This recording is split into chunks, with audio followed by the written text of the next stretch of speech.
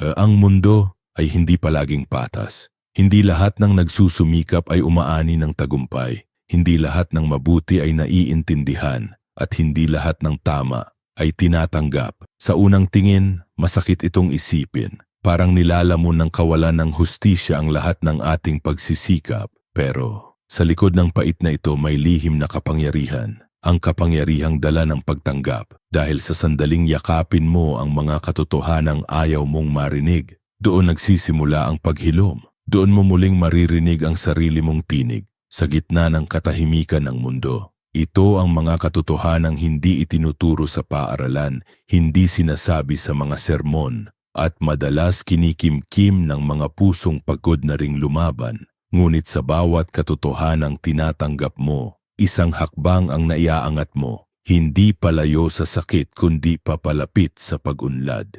Ngayong gabi, pag-usapan natin ang 8 katotohanan na maaaring sumugat sa iyong damdamin ngunit kailangan mong yakapin upang sa wakas ikaw ay makausad. Katotohanan number 1. Walang may utang na loob sa iyo ang mundo. Ang mundong ito ay hindi ginawang makatarungan para sa lahat at lalong hindi ito umiikot sa iyo. Maaaring pinalaki kang pinupuri. Maaaring sinabihan ka ng maraming beses na karapat-dapat ka. Na kapag ikaw ay nagpakabuti ang buhay ay susuklian ka ng kabutihan. Pero dumating ang araw na ginawa mo ang lahat ng tama, ngunit mali pa rin ang kinalabasan. Umasa ka, ngunit ikaw ay iniwan. Nagbigay ka, ngunit walang bumalik. Masakit tanggapin, ngunit kailangang sabihin, walang may utang na loob sa iyo ang mundo. Hindi dahil hindi ka mahalaga, kundi dahil ang mundong ito ay umiikot, hindi batay sa damdamin mo, kundi batay sa katotohanang wala itong pakialam sa inaasahan mong kapalit. Ang pag-unlad ay hindi nagsisimula sa gantimpala. Nagsisimula ito sa pagbitaw. Bitaw sa ilusyon ng pagiging sentro. Bitaw sa ideya na ang kabutihan mo ay dapat may kasamang gantimpala. Kapag tinanggap mong wala kang kontrol sa kung paano tutugon ang mundo, doon mo mararamdaman ang tunay na lakas. Lakas na hindi nakatali sa inaasahan, kundi sa pagkilos, kahit walang kasiguraduhan. Dahil sa sandaling mawala ang inaasahan, doon mo makikita kung gaano ka talaga katatag. Katotohanan number 2. Hindi ka laging maiintindihan ng lahat. Ang katahimikan mo ay maaaring ituring ng iba bilang kahinaan. Pero sa totoo lang, doon nagsisimula ang tunay na lakas. Maraming beses sa buhay pipiliin mong manahimik. Hindi dahil wala kang alam kundi dahil pinili mong unawain bago humusga.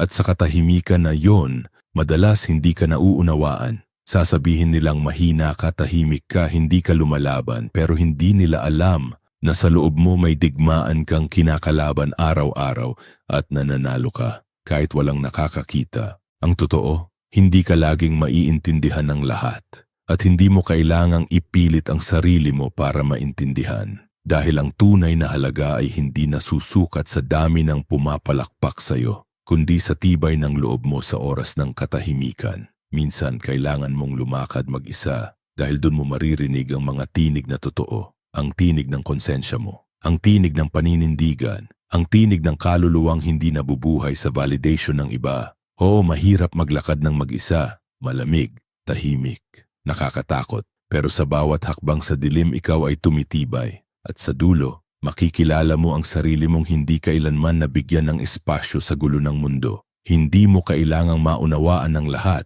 Dahil minsan, ang pagiging hindi maintindihan ay tanda na ikaw ay nasa direksyong hindi pa nararating ng karamihan. Katotohanan number 3. Karamihan sa tao ay sarili lang ang iniisip. Huwag mong sayangin ang buhay mo sa paghihintay ng simpatiya dahil ang bawat isa'y abala sa sariling laban. Napansin mo ba kung paanong ang mundo ay tuloy-tuloy lang kahit ikaw ay sugatan? Na kahit umiiyak ka sa loob, ang paligid mo'y abala pa rin sa mga meeting, sa deadline, sa traffic, sa social media. Walang huminto, walang nagtanong kung ayos ka lang. At doon mo marirealize na karamihan sa tao ay sarili lamang ang iniisip. Hindi dahil masama sila, kundi dahil sila rin ay pagod.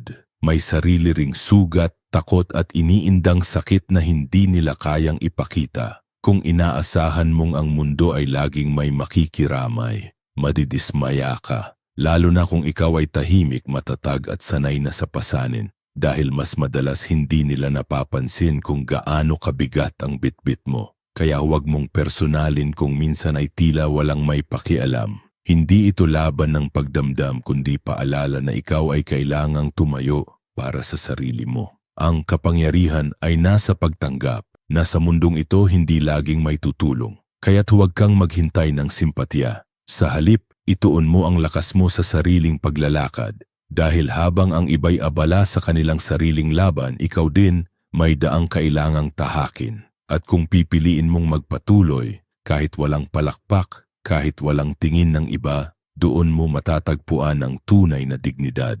Katotohanan number 4, hindi lahat ng panalo ay maganda at hindi lahat ng talo ay masama. Hindi lahat ng panalo ay maganda at hindi lahat ng talo ay masama. Sa mata ng mundo, ang tagumpay ay karaniwang ipinapakita bilang mga medalya, mga papuri at mga palakpak. Ngunit sa likod ng mga tagumpay na ito may mga kwento ng pagod, ng takot, ng pagkasira ng loob. Mga panalo na nagdulot ng pagkaligaw ng sarili, panalo na naging dahilan ng pagkalimot sa kung sino talaga tayo. Sa kabilang dako, ang pagkatalo ay madalas itinatakwil, iniiwasan at kinatatakutan. Ngunit may mga pagkatalo na nagtuturo ng higit pa kaysa sa libong tagumpay. Mga pagkatalo na gumising sa atin, nagpatibay at nagbukas ng mga pinto ng tunay na pag-unlad. Ang tunay na sukatan ng tagumpay ay hindi nasusukat sa dami ng medalya o sa dami ng papuri, kundi sa kung paano mo tinanggap at ginamit ang bawat karanasan, panalo man o talo. Kapag natutunan mong pahalagahan ang mga aral sa likod ng bawat pagkakamali, doon ka nagsisimulang lumaki. Doon ka nagsisimulang maging matatag. At doon mo masusumpungan ang tunay na diwa ng tagumpay. Kaya't huwag matakot sa pagkatalo at huwag masilaw sa panalo. Dahil ang bawat hakbang sa iyong paglalakbay ay may kahulugan. Hindi lahat ng panalo ay maganda at hindi lahat ng talo ay masama. Ito ang katotohanang dapat nating tanggapin kung nais nating umusad.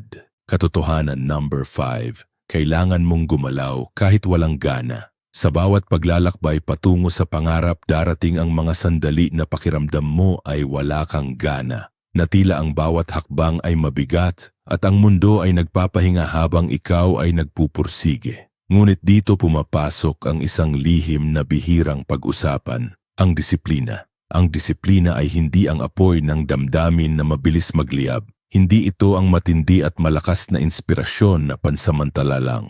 Ang disiplina ay ang tulay sa pagitan ng layunin at katuparan. Hindi mo kailangang palaging maramdaman ang sigla para kumilos. Minsan kailangang gumalaw ka kahit wala kang gana. Kahit ang puso mo ay pagod, kahit ang isipan mo ay gustong sumuko. Dahil sa likod ng disiplina, nandoon ang tunay na kapangyarihan. Ang kapangyarihan ng pagkilos ng tuloy-tuloy kahit walang kasamang damdamin. Ang kapangyarihan ng pagiging consistent kahit paulit-ulit at nakakabagot. Ito ang pundasyon ng tagumpay, hindi ang damdamin mo kundi ang iyong pagpili na kumilos kahit hindi mo ito nais. Kung mahuhuli ka ng damdamin, maaapektuhan ang iyong landas. Ngunit kapag nakuha mo ang disiplina, kakayanin mong tumayo kahit anong bagyo ang dumaan. Kaya tanggapin mo ang isang matapang na katotohanan. Hindi mo kailangang maghintay ng gana. Kailangan mong gumalaw kahit walang gana dahil dito nagsisimula ang tunay na pagbabago. Katotohanan number 6.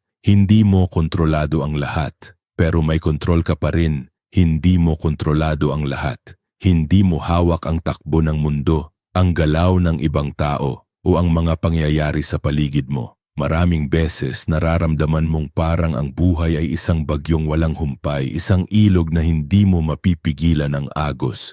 Ngunit sa gitna ng kaguluhan, may isang bagay na hindi mo dapat kalimutan, ang iyong tugon. Sa kabila ng kawalan ng kontrol sa paligid, ang iyong tugon ang tanging tunay mong kapangyarihan. Ito ang esensya ng Stoicism, ang pagkilala na hindi mo kontrolado ang mga pangyayari, ngunit kontrolado mo ang iyong isipan, ang iyong damdamin at ang iyong kilos. Sa pag-angkin ng kontrol sa sarili, nagkakaroon ka ng kapayapaan. Hindi dahil nawala ang problema, kundi dahil napili mong huwag hayaang kontrolin ka ng problema. Ang kapangyarihan ng pag-iisip na ito, ang pagtanggap sa hindi makokontrol, ay hindi tanda ng kahinaan, kundi tanda ng tunay na lakas. Isang lakas na hindi nadudurog kahit sa gitna ng unos. Kaya sa bawat sitwasyon, itanong mo sa sarili mo, ano ang kaya kong kontrolin ngayon? Hindi ang mundo, kundi ang sarili ko. Dito nagsisimula ang tunay na kalayaan. Sa pagtanggap na hindi mo hawak ang lahat, ngunit hawak mo pa rin ang pinakamahalagang bahagi,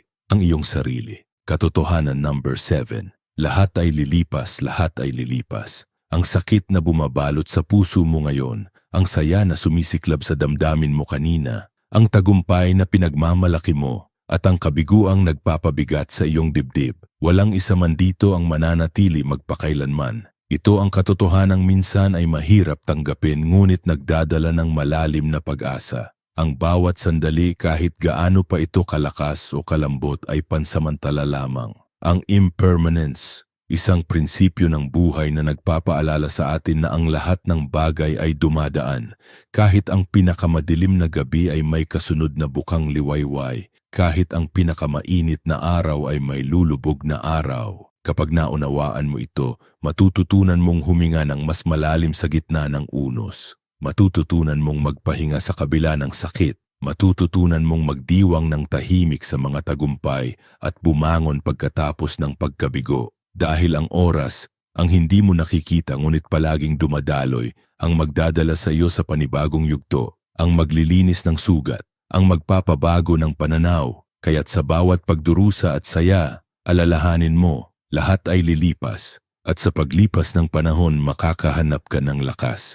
Sa katotohanan, kahit ang pinakamabigat na pasanin ay hindi panghabang buhay. Katotohanan number 8. Wala kang masisimulan hanggat hindi ka tumatanggap. Wala kang masisimulan hanggat hindi ka tumatanggap. Ngunit ang pagtanggap na ito, hindi ito tanda ng pagsuko. Hindi ito pagkatalo o kawalan ng pag-asa. Sa halip, ito ay pagyakap sa katotohanan. Pagyakap sa mga bagay na hindi mo mababago at pagtanggap sa mga bahagi ng buhay na mabigat upang makagawa ka ng unang hakbang patungo sa pagbabago. Ang pagtanggap ang simula ng tunay na paggalaw.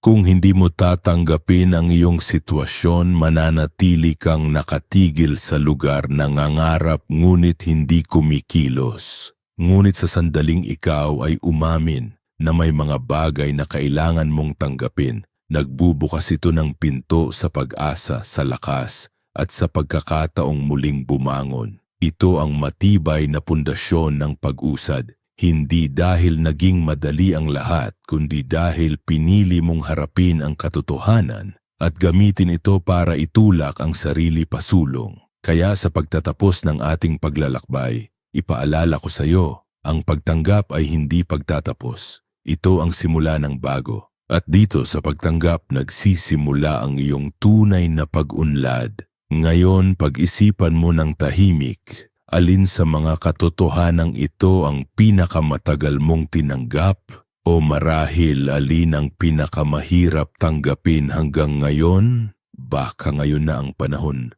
na pahintulutan mong maabot ang puso mo ang mga sagot na ito. Walang kailangang pagmamadali, walang kailangang kasagutan ngayon din. Sa katahimikan ng iyong isipan, pakinggan ang mga tanong na dahan-dahang lumalapit. Hayaan silang gabayan ka ng hindi mo nararamdamang pinipilit. Dahil sa pagtanggap at pagninilay, doon nagsisimula ang tunay na pagbabago. Isang paanyaya, maging bukas sa sarili at hayaang ang mga katotohanang ito ay maging ilaw sa landas ng iyong pag-usad.